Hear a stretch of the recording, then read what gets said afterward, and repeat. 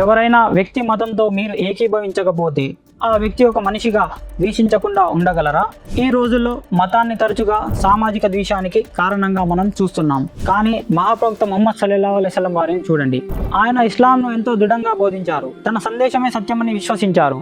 ఆయన ఎప్పటికీ ఇతర మతాల వారితో ఉన్న భిన్నాభిప్రాయాల వల్ల వారి మానవత్వాన్ని తిరస్కరించలేదు. ఒకసారి ఒక అంత్యక్రియల ఊరేగింపు ఆయన ముందు నుంచి వెళ్ళింది. ప్రవక్త ముహమ్మద్ సల్లల్లాహు అలైహి వసల్లం వారు లేచి నిలబడ్డారు. ఆయన సహోదరులు అది ఒక యూదుని అంత్యక్రియలు అని చెప్పారు. అప్పుడు ఆయన ఇలా అన్నారు, అది ఒక మానవ ప్రాణం కాదా? ఒకసారి ఆలోచించండి. ఆ వ్యక్తి మతంతో ఆయన ఏకీభవించలేదు, కానీ ఒక మనిషిగా అతని గౌరవాన్ని మాత్రం గుర్తించారు. ఇది ఒక ముఖ్యమైన తేడా. ఎవరైనా వ్యక్తి నమ్మకాలతో మీరు ఏకీభవించకపోవచ్చు, కానీ ఆ నమ్మకాలను కలిగి ఉన్న వ్యక్తిని అమానవీయంగా చూడాల్సిన అవసరం లేదు. బహుశా ఈ రోజుల్లో మన ప్రపంచానికి ఎంతో అవసరమైన విషయం ఇది. ఎందుకంటే ముహమ్మద్ సల్లల్లాహు అలైహి వసల్లం వారు భిన్నంగా ఉన్నారని మాత్రమే కారణంగా ప్రజలను ద్వేషించమని బోధించలేదు.